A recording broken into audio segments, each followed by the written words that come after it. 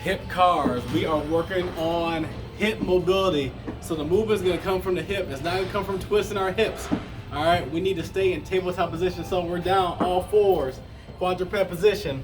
Now that word will be more used, quadruped than tabletop. So hands and knees on the ground. I'm gonna start the movement by donkey kicking straight up. All right, and then I'm gonna turn my hip to the side. I'm gonna come around in a circle into the front of my body. Then I'm gonna bring my knee to my chest and come back around to the back in that donkey kick position and bring my knee down to the ground.